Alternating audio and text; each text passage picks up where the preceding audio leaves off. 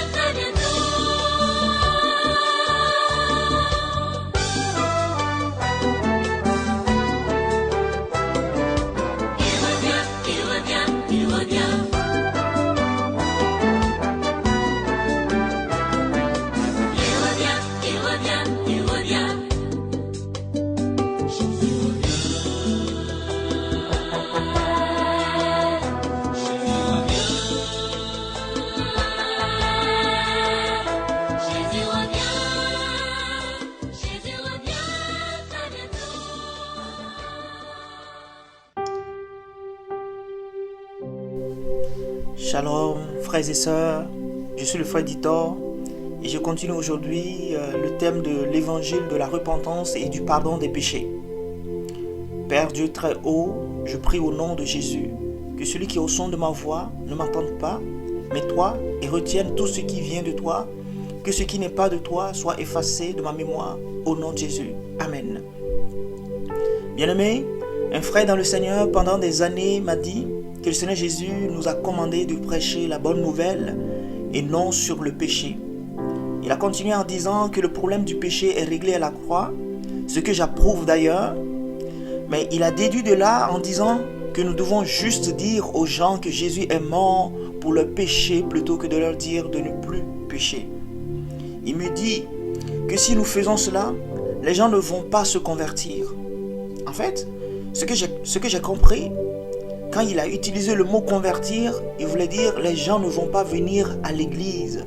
Parce que la conversion veut dire changement de vie ou en d'autres termes renoncer au péché. Alors si on ne doit pas dire aux gens de renoncer au péché, comment parlerons-nous de leur conversion?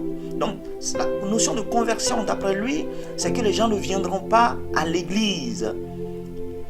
Parce qu'il peut y avoir des foules dans l'église, mais peu se sont réellement repentis de leurs péchés. Le reste n'ayant accepté Jésus que dans leur pensée de manière intellectuelle et non dans leur cœur et en pratique. Ils ont accepté Jésus pour tous les avantages qui viennent avec, en oubliant qu'il y a un prix à payer. Le prix de la repentance et de la foi authentique qui sauve. Tous dans l'église ont-ils la connaissance de tout ce qui est péché? Non. La plupart d'entre nous vivons parfois dans un péché simplement parce que nous ignorons que c'est un péché. Et Dieu dit que mon peuple périt par faute de connaissance sur ce qui est péché. Ce frère, en me disant qu'il faut prêcher l'évangile plutôt que de prêcher sur le péché, fait comprendre indirectement que l'évangile n'a rien à voir avec le péché. Alors, toi qui m'écoutes, fais une pause et puis essaye donc de récapituler l'évangile de Jésus-Christ ou les enseignements de Jésus pour analyser quel est l'élément central. En effet, Jésus a commencé son ministère avec un message. La Bible nous dit la chose suivante, que après que Jean eut été livré, Jésus alla dans la Galilée prêchant l'évangile de Dieu. Il disait: le temps est accompli et le royaume de Dieu est proche. Repentez-vous et croyez à la bonne nouvelle. Marc chapitre 1 verset 14 à 15. Le message central de l'évangile est la repentance, parce que sans la repentance, on ne peut pas dire qu'on croit à la bonne nouvelle. Le Seigneur a commencé par la prédication de la repentance et a terminé avec la prédication de la repentance au jour de sa résurrection. La repentance est le socle de la foi chrétienne et c'est une véritable grâce pour les vivants, parce qu'après la mort, les gens voudront se repentir et ne le pourront pas. Matthieu 4, le verset 17 nous dit qu'après sa sortie du désert, Jésus commença à prêcher et à dire: repentez-vous, car le royaume des cieux est proche. Alléluia, bien-aimés, les gens doivent se repentir. C'est une condition sine qua non. Mais comment se repentiront s'ils ne savent même pas qu'ils sont dans le péché? Comment le seront-ils s'il n'y a personne pour leur prêcher là-dessus? Comment les habitants de Ninive peuvent-ils changer de vie si le prophète Jonas ne fait pas son travail en leur prêchant la repentance? Je vous le dis, que si Jonas ne fait pas sa mission, il finira là où il y a des pleurs et des grincements dedans. Si Dieu te fait la grâce en te permettant d'échapper à l'estomac du poisson, comme Jonas, bien-aimé, il n'est pas certain que tu louperas la gueule du lion quand tu continueras à faire le contraire de ce que Dieu t'a indiqué de faire. Le sang des habitants de Ninive te sera redemandé s'ils ne se repentent pas et meurent dans leur péché. Voici ce que le Seigneur a commandé à ses disciples de faire. Il a dit, allez, prêchez et dites, le royaume des cieux est proche. Guérissez les malades, ressuscitez les morts, purifiez les lépreux, chassez les démons. Vous avez reçu gratuitement, donnez gratuitement. Matthieu 10, verset 7. Donc on comprend de ce passage que les disciples devraient guérir les malades et faire des miracles, etc.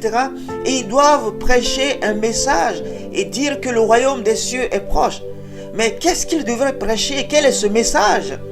Assurément, c'est clair pour eux, car il suffit aux disciples de faire comme le maître, c'est-à-dire prêcher la repentance comme le Seigneur l'a fait. D'ailleurs, quoique Matthieu ne le dit pas explicitement, ce que les disciples devraient prêcher, Marc nous donne plus de précisions sur ce que les disciples ont prêché. Lisons dans Marc chapitre 6, verset 7 et le verset 12 à 13. Il est écrit, alors il appela les 12 et commença à les envoyer 2 à 2 et leur donna pouvoir sur les esprits impurs. Ils partirent, donc au verset 12, ils partirent et ils prêchèrent la repentance. Ils chassaient beaucoup de démons, ils oignaient d'huile beaucoup de malades et les guérissaient. On comprend alors que les disciples ont prêché la repentance exactement comme ils ont vu le Seigneur Jésus faire.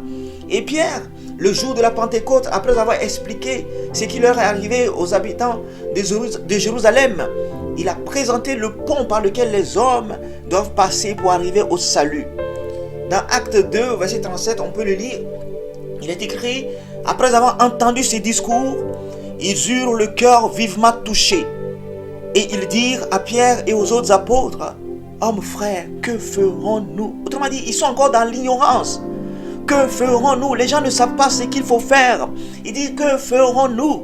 Et au verset 38, Pierre leur dit, repentez-vous et que chacun de vous soit baptisé au nom de Jésus-Christ pour le pardon de vos péchés. Et vous recevrez le don du Saint-Esprit. Donc, repentez-vous pour le pardon de vos péchés. C'est vraiment important pour le serviteur de Dieu.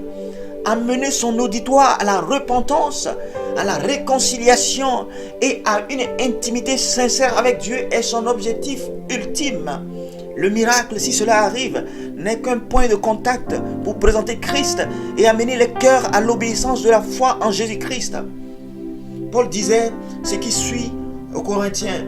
Dans 1 Corinthiens 2, il dit, donc je lis à partir du verset 1, il dit, pour moi frère, lorsque je suis allé chez vous, ce n'est pas avec une supériorité de langage ou de sagesse que je suis allé vous annoncer le témoignage de Dieu, car je n'ai pas eu la pensée de savoir parmi vous autre chose que Jésus-Christ et Jésus-Christ crucifié. Moi-même j'étais auprès de vous dans un état de faiblesse, de crainte et de grand tremblement, et ma parole et ma prédication ne reposaient pas sur les discours persuasifs de la sagesse, mais sur une démonstration de l'esprit et de puissance, afin que votre foi fût fondée non sur la sagesse des hommes, mais sur la puissance de Dieu. Alléluia. Ce qui a poussé à la foi les Corinthiens n'était pas l'éloquence de Paul, mais la manifestation de la puissance de Dieu qui rassurait ces Corinthiens de ce que Paul prêchait.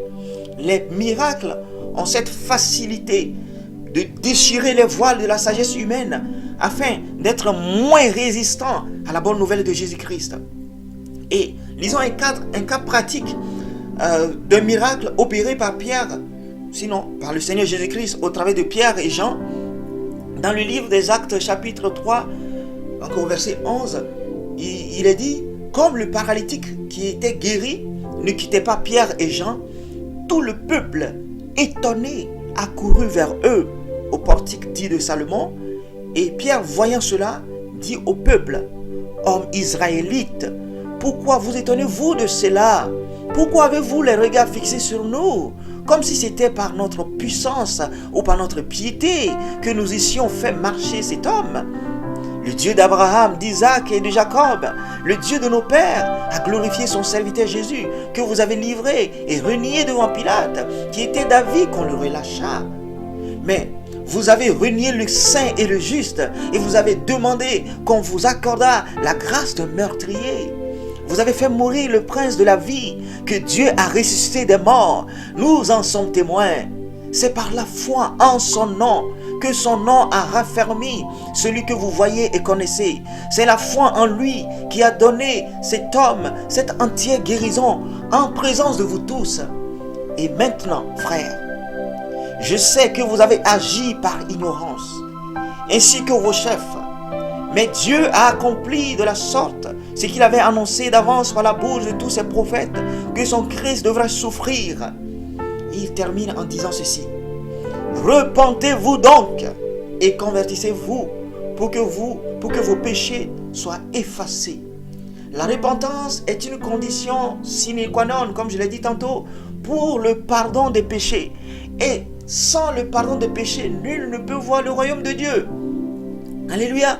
Tous, sans exception, doivent arriver à la repentance. C'est ce que Dieu veut. Et Paul nous dit ceci dans Actes chapitre 17 au verset 30. Il dit: Dieu, sans tenir compte des temps d'ignorance, annonce maintenant à tous les hommes en tout lieu qu'ils aient à se repentir, parce qu'il a fixé un jour où il jugera le monde selon la justice par l'homme qu'il a désigné, ce dont il a donné à tous une preuve certaine en le ressuscitant des morts. Alléluia. Alors, quelqu'un me dira que la prédication du message de la repentance concerne ceux du dehors, ceux qui ne sont pas chrétiens, ceux qui doivent venir à Jésus-Christ. Parce qu'une fois que les gens sont convertis, il faut les enseigner comme le Seigneur l'a recommandé. Mais sur quoi faut-il les enseigner? Sur comment arriver à vivre une vie de sainteté? Ou sur comment arriver à dominer? Qu'est-ce que le Seigneur a prescrit? Nous verrons cela dans la partie 3 vraiment de ce message. Mais bien avant cela, je vous conseille une seule chose. Lisez les évangiles de Jésus-Christ. Matthieu ou Jean ou Luc. Ils contiennent les enseignements du Seigneur et ses prescriptions. Alléluia. Et à partir vraiment de ce que le Seigneur a enseigné, a prescrit, vous pouvez vous aussi vous examiner si vous vivez selon Christ ou selon vous-même. Dans la paix, shalom, shalom, shalom.